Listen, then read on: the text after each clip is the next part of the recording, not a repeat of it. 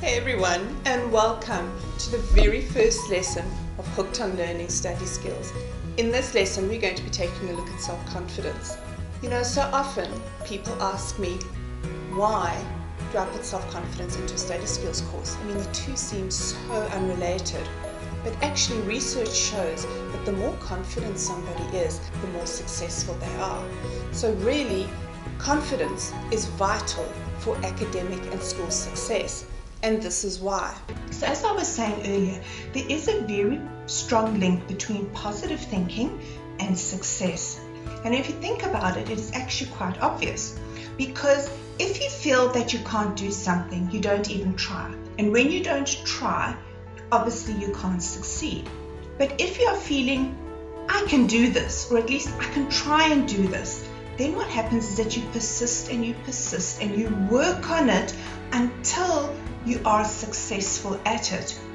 Or even if you work on it and you get somebody to help you, but still you will achieve success at the end if you have a positive thinking frame of mind. But why is self-confidence so important? It is important because it breeds something what we call resilience. And resilience is vitally important for school success. And why is that? Well, people that are resilient are socially skilled. And when you are socially skilled, you are able to develop a strong professional relationship with your teachers.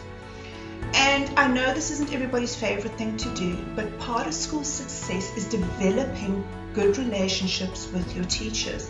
It allows them to see, first of all, that you're interested. It makes them more empathetic towards you.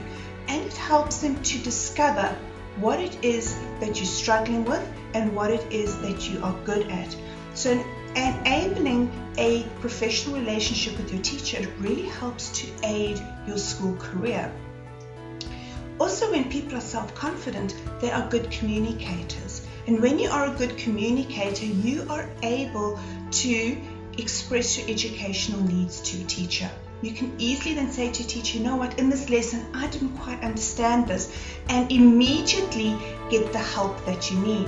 When you lack self-confidence, you tend to just keep quiet because you don't want to draw attention to yourself. And the problem with that is that then you leave the lesson not understanding chunks of it.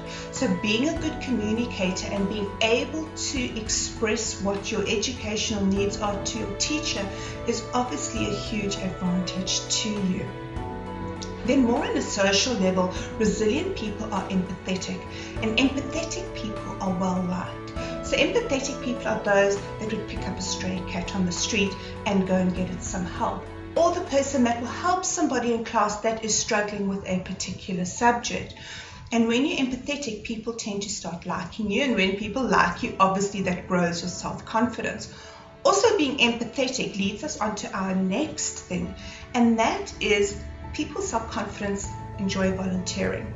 And this is a really beautiful circle to be in, because when you volunteer, you see that you add worth to another being's life. You're like, wow, I'm making a difference in somebody's life. And when that happens, it builds up your confidence. And obviously when your confidence builds up, you become more socially skilled, you become a good communicator, and then that starts adding to your school confidence.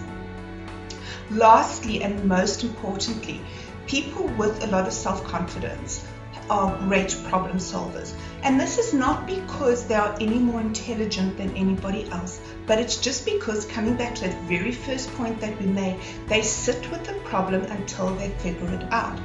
And because they are used to taking challenging problems and working on it and trying to think it through, when they come to a test and get a really tricky question in a test, the reaction is not to go, oh, I don't know how to do this, I'm just going to leave it out.